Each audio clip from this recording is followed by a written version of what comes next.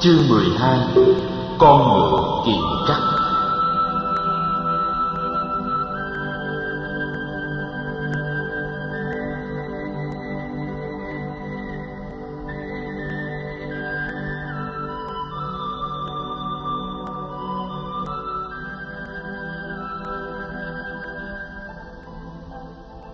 Sức khỏe của Gia Du Đà La trở lại bình thường, và nàng đã có thể bắt đầu lại công việc. Tuy rằng nàng để khá nhiều thì giờ lo cho La Hầu La. Một sáng mùa xuân nọ, Sa Nặc đánh xe sông Mã đưa Tất Đạt Đa và Gia Du Đà La đi ra ngoại thành du ngoạn. Theo lời khuyên nhủ của bà Kiều Đàm Viên, La Hầu La cũng được ẵm theo, và một cô tỳ nữ tên là Ratna cũng được đi theo để săn sóc bé.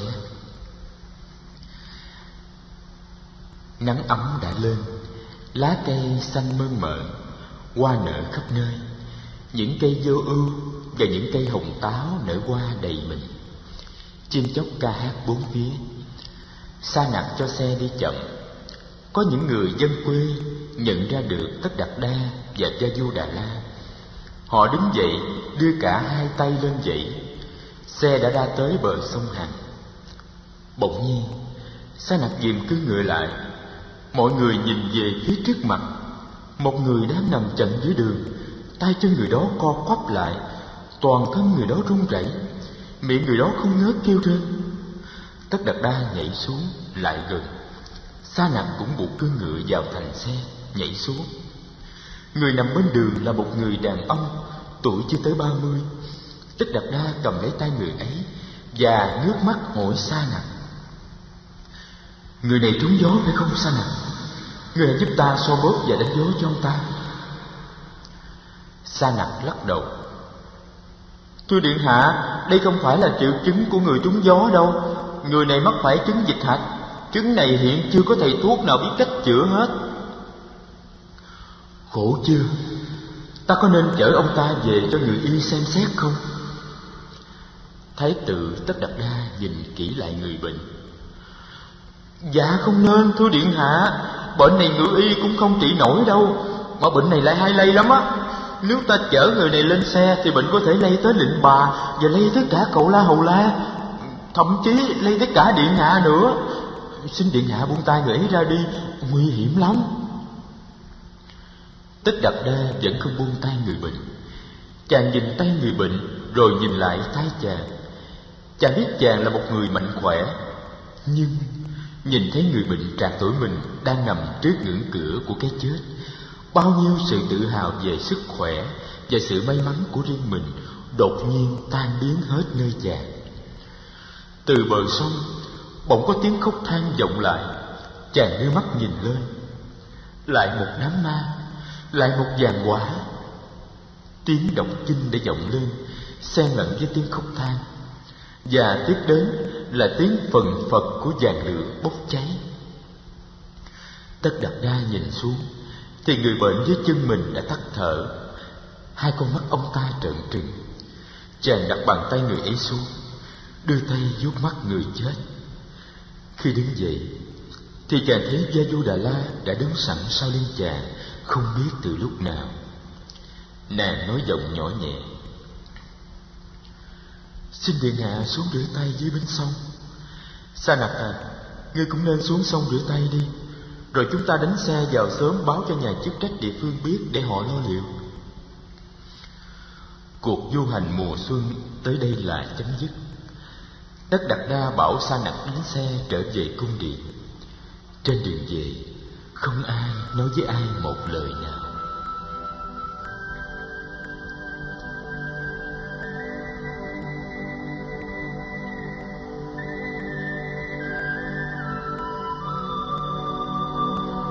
Tối hôm ấy, Gia Du Đà La nằm mơ thấy toàn những ác mộng. Trong giấc mơ đầu, nàng thấy một con bò mộng trắng, trên đầu có gắn một viên ngọc lớn lấp lánh như sao bắt đầu.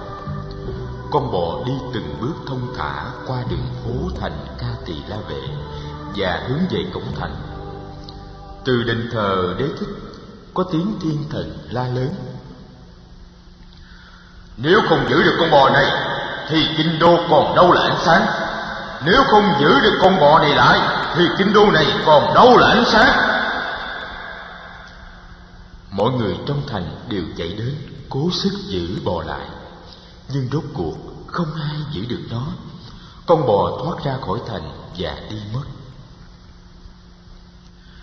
Trong giấc mộng thứ hai, nàng thấy 4 vị vua trời từ trên đỉnh núi Tu Di phóng hào quang ngay thành Ca Tỳ La Vệ. Ngọn cờ đang bay phấp phới trên đền thờ Đế Thích bỗng dưng đập mạnh và rơi xuống đất. Hoa ở trên trời rơi xuống như mưa, hoa đủ 5 màu chói lọi khắp nơi như mở đại hội, và tiếng nhạc từ trên không gian dội khắp kinh kỳ. Trong giấc mộng thứ ba, nàng nghe tiếng hô to trong không gian: giờ đã đến, giờ đã đến, giờ đã đến, giờ đã đến. Nàng hoảng hốt nhìn sang chỗ Tất Đạt Đa ngồi thì không còn thấy Tất Đạt Đa ở đó. Những chuỗi hoa lại cài trên tóc nàng bỗng rơi xuống sàn và biến thành tro bụi. Tất cả những áo mạo và đồ trang sức mà Tất Đạt Đa để lại trên ghế chàng bây giờ bỗng biến thành một con rắn đang trườn ra phía cửa. Trong hoảng hốt, nàng nghe tiếng rống của con bò trắng từ phía ngoại thành. Nàng nghe tiếng phần phật của ngọn cờ trên đền thờ Đế Thích, và nàng nghe tiếng hô lớn trong không gian: giờ đã đến, giờ đã đến, giờ đã đến, giờ đã đến. Gia Du Đà La thức giấc, trán nàng toát mồ hôi. Quay sang phía Tất Đạt Đa, nàng nghe chàng dậy: Chàng ơi, chàng thức dậy đi. Tất Đạt Đa vẫn còn thức. Chàng đưa tay vỗ về Gia Du Đà La: nàng mới vừa nằm mơ thấy gì? Hãy kể cho ta nghe đi. Gia Du Đà La kể lại những giấc mộng của nàng, và nàng hỏi chàng: có phải những giấc mộng ấy báo trước rằng chàng sẽ ra đi tìm đạo, và chàng sẽ bỏ em ở nhà một mình, phải không chàng? Tất Đạt Đa im lặng nghe. Chàng an ủi nàng: cô Nhi, nàng đừng buồn. Ta biết nàng là một người có chí khí. Ta biết nàng là người cộng sự của ta, và ta biết nàng có thể giúp ta hoàn thành được chí nguyện. Nàng hiểu ta hơn ai hết trong những người thân thuộc của chúng ta. Vậy nếu mai này mà ta phải đi xa nàng trong một thời gian, ta mong nàng sẽ có đủ can đảm để tiếp tục công việc của nàng. Nàng sẽ chăm sóc con và nuôi con lớn lên. Dù ta có đi, dù ta có ở xa nàng, thì tình thương của ta đối với nàng bao giờ cũng vậy. Ta sẽ chẳng bao giờ không yêu nàng. Nếu nàng biết như thế, thì nàng có thể chịu đựng được sự xa cách. Khi ta tìm được đạo, ta sẽ trở về với nàng, với con. Thôi, nàng ngủ lại đi. Nàng ngủ đi, ngủ đi. Tiếng Tất Đạt Đa ôn tồn, ngọt ngào và dỗ về đi thẳng vào lòng Gia Du Đà La. Nàng có đủ đức tin nơi chàng. Nàng ngoan ngoãn nhắm mắt lại.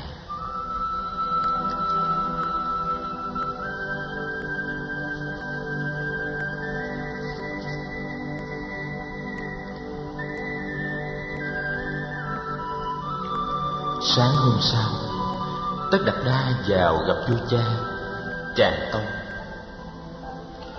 Thưa phụ vương, con xin phép phụ vương xuất gia để tìm đạo.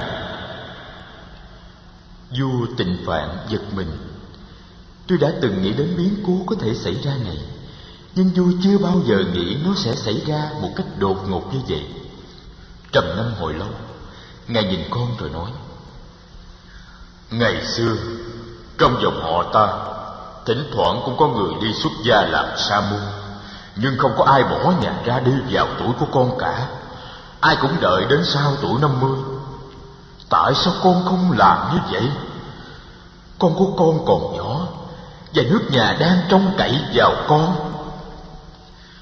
Thưa phụ vương, một ngày con ngồi trong cung, cũng như một ngày con ngồi trên đống lửa. Tâm con không an, thì làm sao cô có thể đáp ứng lại sự trông cậy của phụ dương, của nước nhà, cũng như của bất cứ ai? Con thấy ngày tháng qua rất mau. Tuổi trẻ của con cũng vậy. Con xin phụ dương cho phép con nên nghĩ đến Sơn Hà Xã Tắc. Con nên nghĩ đến ta, nghĩ đến Gia Du Đà La, và nghĩ đến đứa con mới sinh ra của con. Tâu phụ dương, chính vì con nghĩ đến, cho nên con mới xin phép phụ dương cho con ra đi. Con đi đây không phải là để cho một mình con. Con không ích kỷ đi trốn tránh nhiệm vụ của con. Chính phụ dương cũng biết rằng phụ dương không giúp được cho con giải tỏa những khổ đau dằn vặt trong con. Ngay cả những khổ đau dằn vặt trong lòng phụ dương cũng chưa giải tỏa được kia mà. Vua Tịnh Phạn đứng dậy nắm lấy tay chàng. Con biết rằng ta rất cần con. Con là người mà ta đã đặt hết tất cả kỳ vọng của ta. Con đừng bỏ ta. Tâu phụ dương, con không bao giờ bỏ phụ dương. Con chỉ xin phụ dương đi xa. Chừng nào đạt được đạo, con sẽ trở về. Nét mặt của vua Tịnh Phạn dao dao. Ngài không nói gì nữa. Ngài bỏ vào việc điện.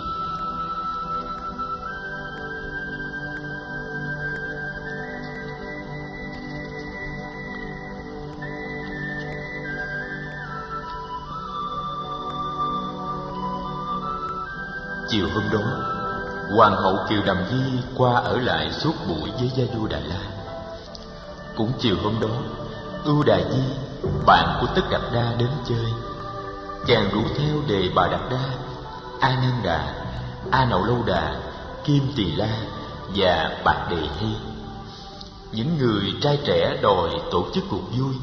Ưu Đà Di đã mời được đoàn vũ công tài ba nhất trong kinh thành đến. Đèn đuốc được thắp lên sáng rực cả cung điện.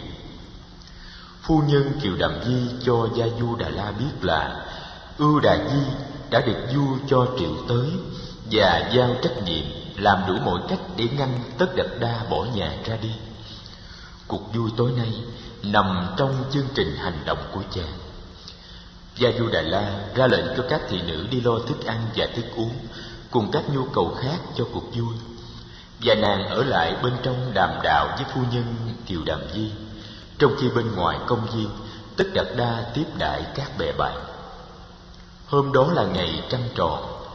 Khi tiếng nhạc của cuộc vui bắt đầu trỗi dậy thì trăng cũng bắt đầu nhô lên trên rặng cây phía trời đông nam.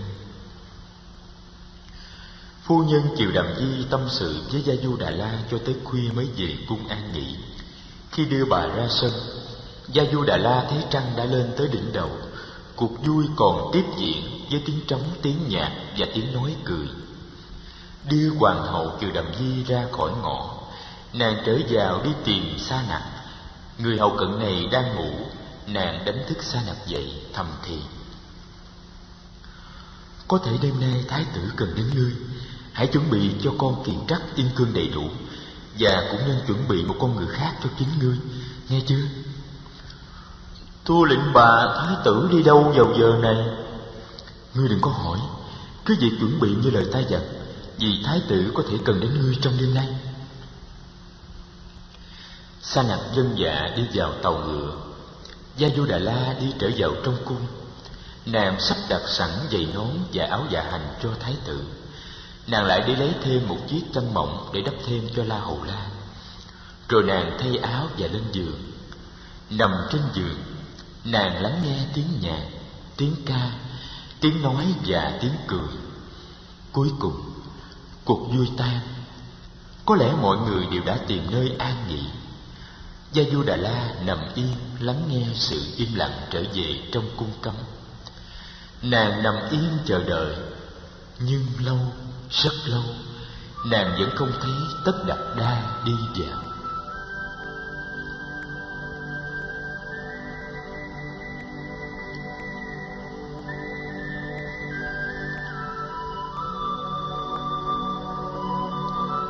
Trong khi đó, Tất Đạt Đa ngồi một mình thật lâu ngoài giường ngự. Chàng nhìn lên trời, trăng sáng dần dần, ngàn sao nhấp nháy. Chàng quyết định đêm nay phải rời bỏ hoàng cung. Chàng đi dạo, mang giày và mặc áo. Chàng vén rèm nhìn vào phòng ngủ. Cù Di nằm trên giường. Có lẽ nàng đang ngủ. La Hầu La nằm ngay bên cạnh. Chàng muốn vào nói lời từ biệt nàng, nhưng chàng lưỡng lự. Những lời dặn dò cần thiết nhất chàng đã nói với nàng rồi. Đánh thức nàng dậy, chàng biết là chàng sẽ làm cho phút biệt ly khó khăn hơn và não lòng hơn. Chàng buông rèm xuống, định bước chân ra, nhưng chàng dừng lại, vén rèm lên lần nữa để nhìn hai mẹ con một lần cuối. Chàng nhìn thật kỹ, như để thu lấy thêm một lần nữa cái hình ảnh quen thuộc và thân yêu ấy. Cuối cùng chàng buông rèm bước ra. Khi đi ngang qua phòng khánh tiết, Tất Đạt Đa thấy bọn vũ nữ nằm ngủ la liệt và ngã nghiêng trên nệm thảm. Đầu tóc họ xõa tung, có người mở rộng miệng ra như những con cá chết. Những cánh tay mềm mại của họ bây giờ cứng đơ như những thanh củi, và chân họ gác ngang gác ngửa như trên một bãi chiến trường. Họ trông giống như những xác chết không hồn. Tất Đạt Đa có cảm tưởng mình đang bước ngang qua một cái nghĩa địa. Chàng mở cửa đi ra phía chuồng ngựa. Sa Nặc đang thức. Chàng bảo: Sa Nặc, đem con kiền trắc ra đây. Sa Nặc vâng dạ. Sa Nặc đã chuẩn bị mọi sự chu đáo rồi. Con kiền trắc đã có đủ yên cương. Sa Nặc thưa lại: Con có đi với điện hạ không? Tất Đạt Đa gật đầu. Chàng đi vào tàu ngựa, dắt ra một con ngựa khác.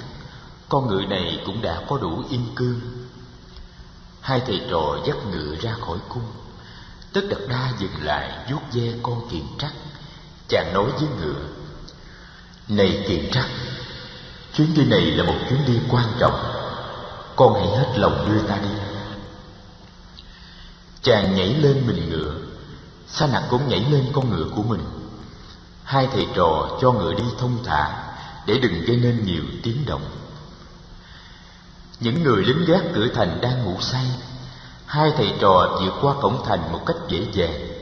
Ra khỏi cổng thành được chừng một dặm, Tất Đạt Đa dừng ngựa. Chàng quay lại nhìn lại kinh đô đang nằm im lìm dưới ánh trăng. Chính nơi kinh đô này mà Tất Đạt Đa đã được sinh ra và lớn lên. Cũng chính nơi kinh đô này mà chàng đã trải qua bao nhiêu buồn vui và thao thức. Chính trong kinh đô ấy, Phụ Dương, phu nhân Kiều Đàm Di, Gia Du Đà La, La Hầu La và tất cả những người thân yêu khác hiện đang ngủ say. Chàng thầm bảo: Nếu ta không tìm ra được con đường, ta sẽ không trở về Ca Tỳ La Vệ. Chàng quay ngựa về phương Nam. Con kiền trắc bắt đầu phi nước đại.